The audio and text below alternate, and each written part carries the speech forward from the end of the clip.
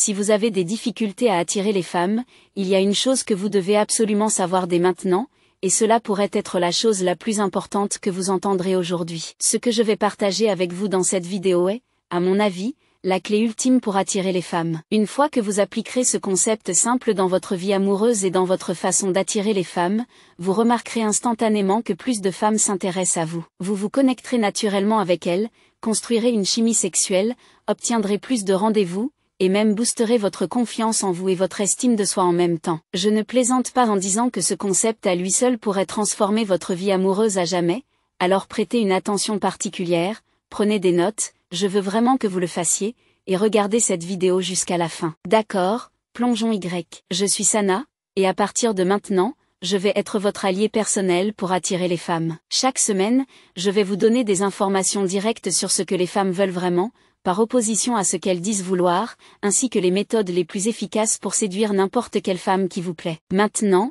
commençons. Quelle est donc cette clé ultime pour attirer les femmes, ce concept comme le Graal? Comme je l'ai mentionné, c'est assez simple, la clé ultime pour attirer les femmes, selon moi, c'est la vulnérabilité. J'en ai déjà parlé, n'est-ce pas? Oui, la vulnérabilité. La plupart des gens comprennent mal ce concept, et beaucoup d'hommes pensent que c'est du blabla de développement personnel, mais vous seriez surpris de voir à quel point ce simple concept peut changer votre vie amoureuse pour toujours. Et je vais vous montrer comment, dans un instant. D'abord, dites-moi si l'une de ces situations vous concerne. Avez-vous du mal à aborder une belle femme et à lui dire bonjour? Vous retrouvez-vous constamment dans des conversations ennuyeuses et des sujets sûrs pour ne pas risquer de froisser quelqu'un? Tombez-vous régulièrement dans la friend zone? Les femmes qui vous plaisent ne vous considèrent-elles pas comme une option sexuelle ou ne sont-elles pas attirées par vous? Avez-vous du mal à inviter une fille à sortir par peur du rejet ou de l'embarras? Si vous avez répondu oui à l'une de ces questions, vous devez comprendre une chose. La racine de tous ces problèmes est une incapacité à vous rendre vulnérable. Aucune tactique ou astuce ne pourra résoudre ces problèmes de manière permanente. La véritable solution réside dans le fait de vous rendre vulnérable. Maintenant,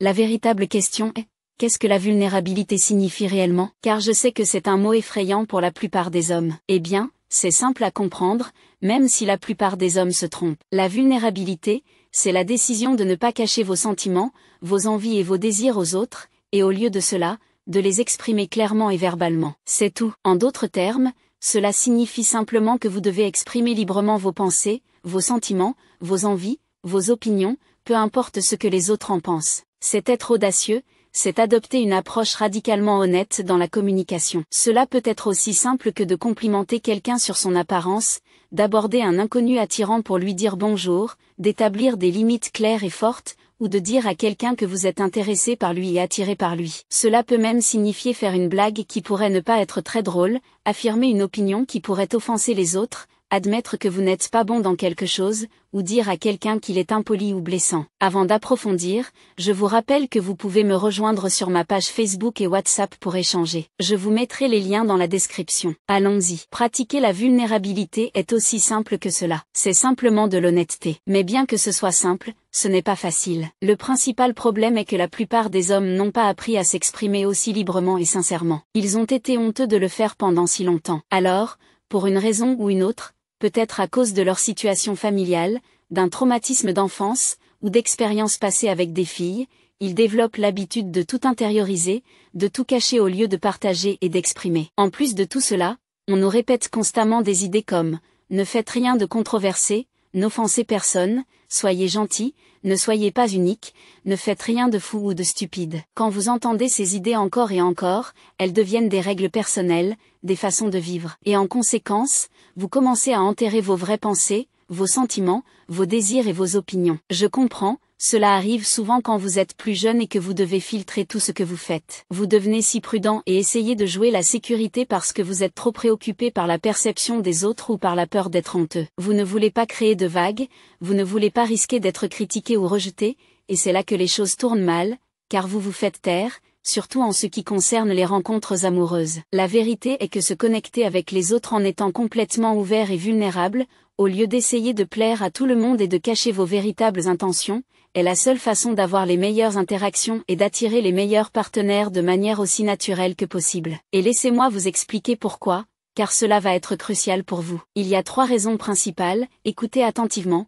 La première raison pour laquelle la vulnérabilité est essentielle est qu'elle vous rend moins dépendant. Je l'ai répété des millions de fois auparavant, le besoin est le plus grand ennemi de l'attraction, et rien ne repousse plus une femme ou qui que ce soit d'autre qu'un comportement de dépendance. Cependant, la vulnérabilité est exactement l'opposé de la dépendance, pensez Y comme l'antidote à la dépendance. Le comportement dépendant se manifeste lorsque vous placez une femme sur un piédestal, essayez de la faire vous aimer ou la faire penser à vous d'une certaine manière, ou que vous dites quelque chose de manière indirecte sans vraiment l'exprimer clairement. Cela n'arrive pas lorsque vous êtes vulnérable, car par définition, lorsque vous êtes vulnérable, vous exprimez simplement vos pensées, vos sentiments, vos désirs sans vous soucier de l'impression que vous pourriez donner. Vous révélez votre véritable personnalité sans vous excuser. Vous dites en quelque sorte à cette femme, « Voici qui je suis, prends-le ou laisse-le, est-ce que ça t'intéresse ?» C'est exactement l'opposé du besoin. Être vulnérable est incroyablement audacieux et confiant, et les femmes sont attirées par cette audace comme des papillons de nuit attirés par la lumière. En fait,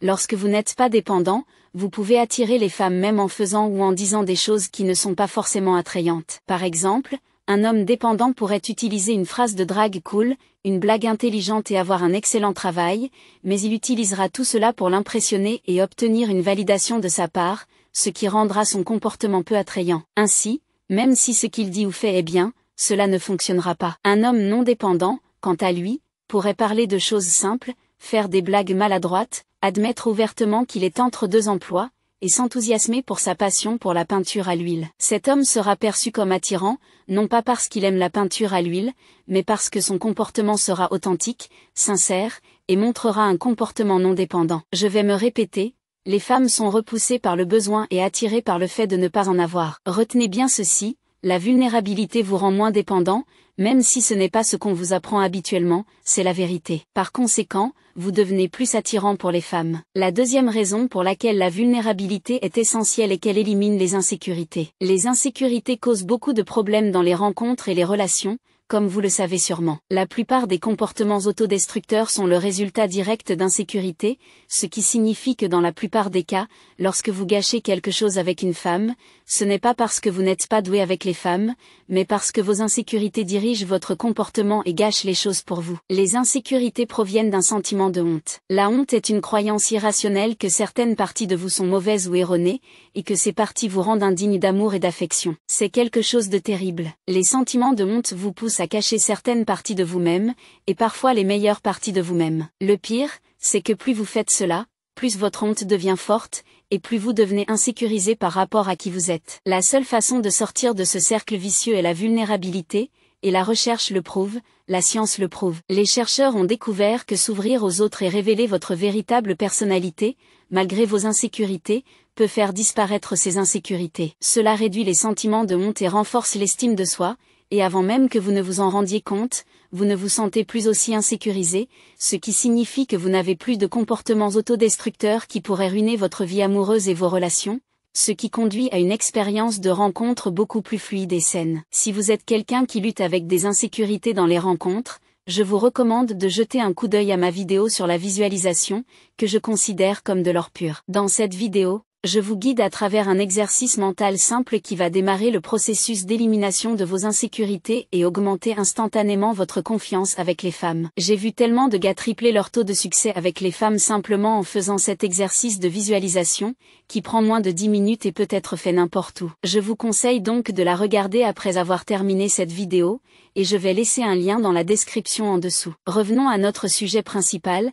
Même si la visualisation en fait partie, la troisième raison pour laquelle vous devriez pratiquer la vulnérabilité est que la vulnérabilité rend les rencontres moins compliquées. Tant de gars se plaignent que les rencontres sont trop compliquées de nos jours, qu'il faut jouer à tous ces jeux pour attirer les femmes, et qu'ils en ont assez. Je suis sûre que vous ressentez la même chose. Ma réponse est toujours la même, je comprends que vous en ayez assez, moi aussi cela me fatiguerait, ça a l'air pénible. Et deuxièmement, vous n'avez pas vraiment besoin de jouer à ces jeux. Votre approche pour attirer les femmes déterminera le type de femmes que vous attirez et le type de jeux qui se joueront. Même si ce sont de bonnes femmes, si vous jouez à des jeux, les femmes que vous attirez et avec lesquelles vous parlez vont commencer à jouer à des jeux également. Si vous décidez d'arrêter les jeux et d'être ouvert et honnête avec les femmes, elles feront de même avec vous. C'est comme ça que ça fonctionne. L'ouverture entraîne l'ouverture, la sincérité entraîne la sincérité. Si vous faites le premier pas en étant direct et honnête avec une fille, elle fera de même avec vous. Je connais quelqu'un qui avait l'habitude de dire aux filles, avant d'échanger leur numéro après une interaction,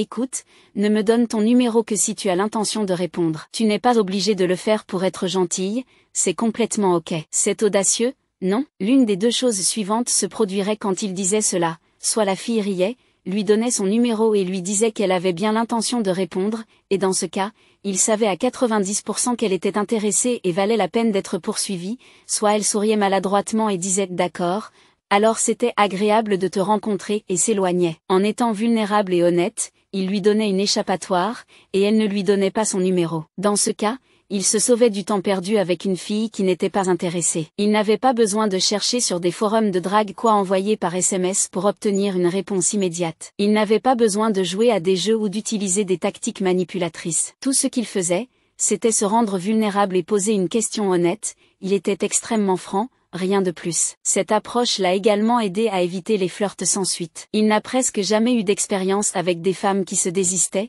ce qui est rare de nos jours. Et il ne s'est jamais retrouvé piégé dans la friendzone ou coincé avec une fille qui lui envoyait des signaux contradictoires, parce qu'il était direct dès le départ avec les femmes. Si une fille lui plaisait, il le lui faisait savoir. Si la fille l'aimait en retour, ils sortaient ensemble, et elle le lui faisait savoir. Si elle n'était pas intéressée ou incertaine, ou lui donnait des signaux contradictoires, l'Afrique peut-elle un jour de... Pour répondre à cette question, il est essentiel d'examiner actuel du continent. Même après des décennies d'indépendance, l'Afrique lutte encore pour atteindre la liberté de circulation que ses... Historiquement, les systèmes de visa étaient utilisés par les maîtres coloniaux comme outil pour générer des revenus et exercer un contrôle sur leurs colonies. Aujourd'hui, ces mêmes systèmes continuent d'être de certains dirigeants qui, consciemment ou non, maintiennent des politiques qui profitent de ces restrictions, souvent au détriment de leurs citoyens. La question qui se pose est la suivante: l'Afrique deviendra-t-elle jamais un continent où les déplacements sont sans restriction à ses habitants de circuler libre entière? Pour le savoir, il est nécessaire de considérer la position de l'Afrique à l'ère de la mondialisation et de l'intégration régionale. Le continent, riche en culture, ressources et histoire, est malheureusement divisé par des politiques qui continuent de séparer les communautés. Parmi ces politiques divisives, la nécessité de visas au sein des pays africains se démarque particulièrement.